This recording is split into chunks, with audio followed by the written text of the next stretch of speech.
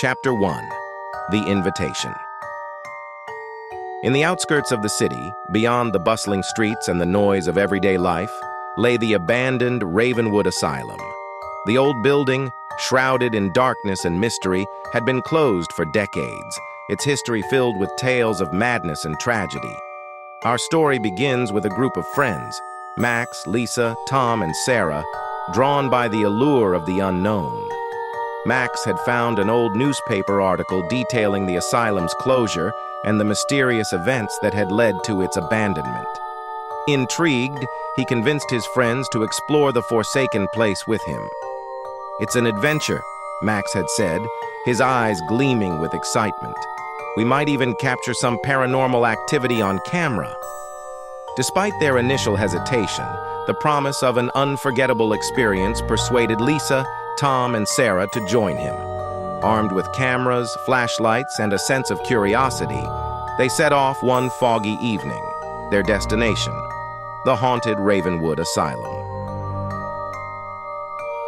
Chapter 2. Entering the Asylum. As they approached the asylum, a sense of foreboding settled over the group. The building loomed before them, its windows broken and its walls covered in ivy. The air was thick with the scent of dampness and decay, and an eerie silence hung over the place. "This place gives me the creeps," Sarah whispered, clutching her flashlight tightly. "Stay close," Max instructed, leading the way. "According to the article, the main entrance should be around the corner." They found the entrance, its doors hanging off their hinges, and stepped inside. The interior was even more unsettling. Long, dark corridors stretched out before them, littered with debris and the remnants of a past long forgotten. "Let's start filming," Lisa suggested, pulling out her camera. "We need to document everything." As they ventured deeper into the asylum, the temperature seemed to drop, and the shadows grew longer. The sound of their footsteps echoed eerily through the empty halls, and the occasional creak of the old building made their hearts race. Chapter 3. The First Encounter. Their exploration led them to the old patient wards, where rows of decaying beds and rusted medical equipment stood as grim reminders of the asylum's history. As they moved through the rooms, they felt an unsettling presence, as if they were being watched.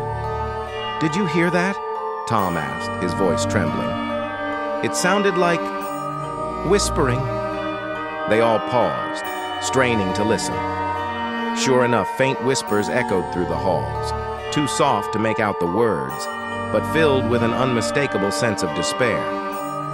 "Let's keep moving," Max said, trying to maintain his composure. "We need to find out where it's coming from." As they followed the whispers, they entered the old operating theater. The room was dark and cold, the air heavy with the scent of antiseptic and decay. On the wall, faded photographs of doctors and patients stared down at them, their eyes hollow and haunting. "Look at this," Lisa said, pointing to a dusty journal on one of the tables. "It's a doctor's diary." She opened the journal and began to read aloud. The entries detailed the grim experiments and treatments performed on the patients, revealing a history of pain and suffering. As she read, the whispers grew louder, more insistent. "We need to get out of here," Sarah said, her voice shaking. "This place is evil." But before they could leave, the doors slammed shut, trapping them inside. The temperature dropped further, and the whispers became a chorus of tortured voices, filling the room with their anguish. Chapter 4. The Spirit of Dr. Graves. The group stood frozen in terror as the air around them grew colder.